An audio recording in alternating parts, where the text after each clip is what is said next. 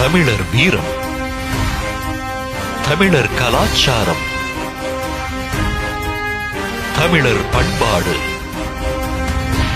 தமிழர் வணிகம் போற்றும் உலகத் தமிழர்களின் செய்திகளை உடனுக்குடன் வழங்கும் சுதேசி இணையதள தொலைக்காட்சி. அன்புடையர் வணக்கம். நான் அண்ணாச்சி பேசுகிறேன். நாளைக்கு ஆகஸ்ட் 15 சுதந்திர தினம். உலகத்தின் முதன்மை நாடு இந்தியா, நம்ம பாரதம். உலகத்தையே தன் கைக்குள்ளே வைத்தது நம்ம தமிழர்கள். கடல் கடந்து வாணிபம் செய்து உலகை கட்டியாண்டது நம்ம இந்தியர்கள், தமிழர்கள். அதெல்லாம் ஆச்சரியம் இல்லை.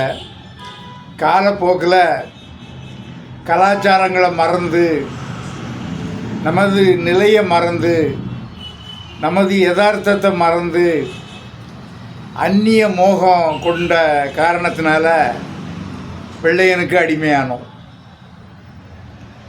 ஒரு சாதாரண முகம் பார்க்குற கண்ணாடியை காட்டி ஒரு ஊரை வாங்கினான்னு சொல்லுவாங்க. அந்த மாதிரி ஒரு பகட்டான ஒரு விளம்பரத்தை கொடுத்து நம்ம இந்தியாவையே அடிமைப்படுத்தின ஆங்கிலேயர்கள் பல கொடுமைகளை அனுபவித்தோம். நம்ம செல்வங்களை தான் இழந்தோம். எதுக்கையும் நம்ம பொருட்படுத்தலை. ஆனால் கால சக்கரத்தில் நம்ம ஒரு தன் உணர்வு வந்து நாம் எப்படியாவது சுதந்திரம் பெற்று நாம இருக்கணும் அப்படிங்கிற ஒரு எண்ணம் தேசவாதிகள் மத்தியில் ஆரம்பிச்சுது. எப்படி வணிகத்தின் மூலம் இந்தியாவை அடிமைப்படுத்தினானோ அதே போல் வணிகத்தின் மூலம் மீண்டும் நாம் ஆங்கிலேயரை விரட்ட வேண்டும் என்ற கொள்கையோடு போராடியவர்கள் நிறைய பேர்கள். வ.உ. சிதம்பரனாரை சொல்லலாம், நிறைய பேரை சொல்லலாம். காந்தி எடுத்த அந்த சுதந்திர போராட்டத்தில் அனைவருமே அவருக்கு துணையாக இருந்தார்கள். சுதந்திரம் பெற்றோம், சுய பொருளாதார நிலை பெற்றோம், உயர்வு பெற்றோம், தன்னிலை பெறுவதற்கு கடுமையாக உழைத்தோம், உணவு பஞ்சங்களை விரட்டி அடித்தோம், பசுமை புரட்சி கண்டோம், பல சாதனைகளை செய்தோம்.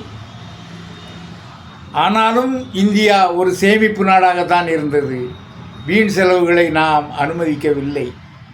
ஒரு தன்னிலை பொருளாதார சூழ்நிலை இருக்கும்போது மீண்டும் உலக பொருளாதாரம் என்கின்ற ஒரு மாய வலையில் சிக்கிக்கொண்டோம். அதன் பின்பு சந்தை பொருளாதாரம் விரிவடைந்தது. உலக வர்த்தகம் இந்தியாவை ஆட்கொண்டது.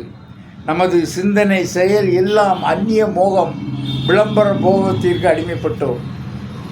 நமது தயாரிப்புகள் குறைய ஆரம்பித்தன. நமது விவசாய பொருட்கள் குறைய ஆரம்பித்தன. எல்லா பொருளும் இறக்குமதி செய்ய ஆரம்பித்தோம். சாப்பாட்டு எண்ணெய் முதற்கொண்டு, கொய்யாப்பழம் முதற்கொண்டு, காய்கறி முதற்கொண்டு எல்லாமே வெளிநாட்டிலிருந்து இறக்குமதி செய்ய ஆரம்பிச்சிட்டோம். அந்த பழக்கம், அடிமை புத்தி பழையபடி வந்துட்டு 75% அடிமை புத்தி வந்துட்டு. இன்றைக்கி ஒரு வீட்டில் ஒரு கருவேப்பிலை வாங்கினா கூட அந்நிய கம்பெனிக்கு ஃபோன் பண்ணி அவன் கொண்டு வந்து வீட்டில் கொடுக்குற நிலைமைக்கு நம்ம தன்னிலைமையை மறந்துட்டோம். கடுமையான அடிமை விலங்குல மாட்டிக்கிட்டோம். இந்த சூழ்நிலையில் தான் எனக்கு இவ்வளோ வரி கட்டு, நீ இவ்வளோ வரி கட்டு, அப்போ தான் உனக்கு ஜாமான் அனுப்புவேன், அப்போ தான் உங்ககிட்ட வாங்குவேன் அப்படிங்கிற மாதிரி ஒரு டிமாண்டை அமெரிக்கா கொடுத்த பிறகு கொஞ்சம் விழிப்புணர்வு வந்திருக்கு. அமேசான்கிட்ட வாங்காத, அந்நிய குளிர்பானம் வாங்காத அப்படின்னு நாம் சொன்னதை இப்பொழுது நம்ம இந்திய பிரதமர் சொல்லக்கூடிய ஒரு சூழ்நிலை இன்றைக்கி வந்துட்டு, மீண்டும் ஒரு சுதந்திர போர் நடந்தால் தான் நமது இந்திய பொருளாதாரம் தலை நிமிர முடியும் என்கின்ற ஒரு யதார்த்தத்திற்கு வந்துவிட்டோம். தன்னிலை உணர வேண்டும் என்பதை நமது பாரத பிரதமர் அவர்கள் சுட்டி காட்டியிருக்கிறார்கள். ஆகவே அதை கடைபிடித்து இந்த சுதந்திர தினத்தில் சபதம் ஏற்போம். எந்த காரணத்தை கொண்டும் எந்த சூழ்நிலையிலும் அந்நிய பொருளை உபயோகப்படுத்த மாட்டோம் என்கின்ற சூளுரைப்போம். நமது வர்த்தகத் துறையில் அந்நிய பொருளாதாரம் தேவையில்லை என்று சூளுரைப்போம். நமது வளங்கள் நிறைய, அதை நாம் பயன்படுத்துவோம், பயன்படுத்துவதற்கு முயற்சி செய்வோம், நீர் வளத்தை பெருக்குவோம். அரசியல் மனமாச்சரியங்களை மறந்து நாம் புதிய உலகம் சமைத்திட நாம் முனைப்போம். அதற்கு நாம் துணை நிற்போம். எந்த காலத்திலும் எந்த சூழ்நிலையிலும் விளம்பர மாயையில் மாட்டிக்கொள்ள வேண்டாம் என்று சபதம் எடுப்போம்.